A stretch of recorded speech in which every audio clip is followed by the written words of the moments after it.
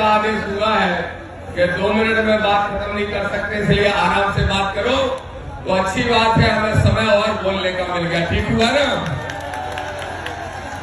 मेरे भाइयों? मैं जैसी बात कर रहा था, इस देश के अंदर आज 2 विचारधाराओं के बीच में संघर्ष है। एक तरफ वो लोग हैं जो बाबा साहब द्वारा लिखे हुए संविधान को, मानवर कांशीराम साहब द्वारा खड़े हुए मिशन को समाप्त करना चाहते हैं, और दूसरी तरफ वो लोग हैं जो बाबा साहब के संविधान का एक पन्ना भी नहीं फाड़ने देंगे, और जो बाबा साहब के पन्ना को फाड़ेगा उस सरकारों को फाड़ने का काम करेंगे। दूसरी तरफ मेरे साथियों बोलो, एक तरफ की सेना में जो संविधान विरोधी सेना है, उस सेना में वो सत्ताधारी बड़े बड़े लोग, विवादी लोग, सामंतवादी लोग, लेकिन दूसरी तरफ के जो सेनापति हैं वो हमारे बड़े भाई आदरणीय चंद्रशेखर आजाद जी है। ये हमें गर्व की बात है, हमारे लिए प्रसन्नता की बात है।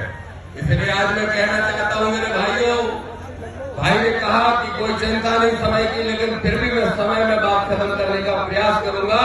और मैं कहता हूं मेरे साथियों, नौजवानों, आदरणीय रविंद्र भाटी जी ने कहा कि दामोदर जी भगवान श्री कृष्ण के वंशज भी है। मैं रविंद्र भाटी जी ऐसे निवेदन करना चाहता हूं कि दामोदर यादव की अगर कोई पहचान है तो एक किसान बेटा के रूप में है, और दामोदर यादव की कोई पहचान है तो बहुजनों के लिए संघर्ष करने वाले एक नौजवान के रूप में है।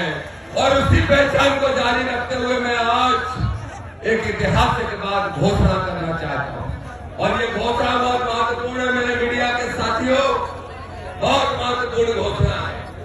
दामोदर का जब नाम आता है तो दामोदर के नाम के साथ यादव जोड़ा जाता है।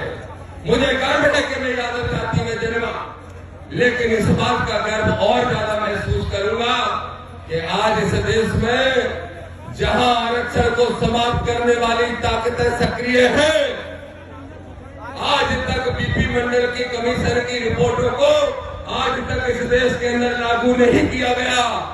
तो मेरे भाई आदरणीय विनय रतन जी से भी मैं कहना चाहूंगा, हमारा दामोदर का एक ही सपना है, एक ही लक्ष्य, और भाई को मैं इस बारे में बता चुका, और भाई इस बात को अच्छे से जानते हैं कि दामोदर का अगर कोई सपना है तो सपना है कि पिछड़ों और दलित भाइयों के बीच में भाईचारा बना के गठजोड़ करने का। और ये गठजोड़ कब होगा?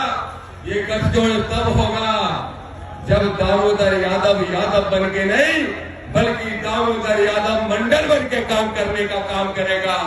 इसलिए आज भाई के सामने बोल रहा हूं, हमारे नेता, राष्ट्रीय नेताजी के सामने बोल रहा हूं कि दामोदर यादव के नाम के साथ आज से दामोदर मंडल लिखा जाए। मैं ये आप सबसे प्रार्थना करना चाहता हूं। बोलो सहमत हो?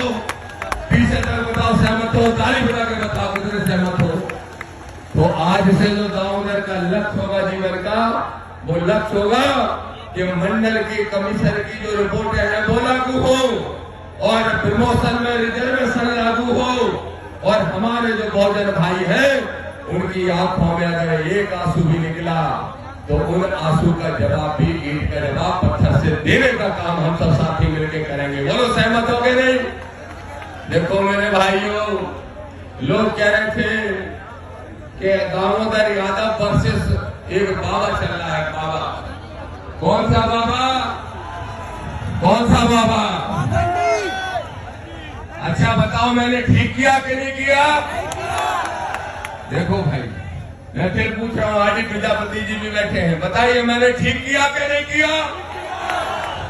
बताओ, जो बाबा अपना खुद का इलाज विज्ञान से और डॉक्टरों से कराता हो, क्या वो बाबा किसी का इलाज पर्ची से कर सकता है?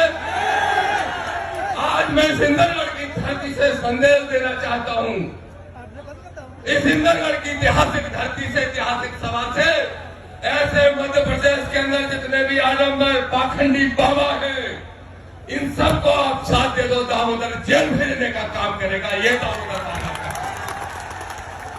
बोलते हैं। दामोदर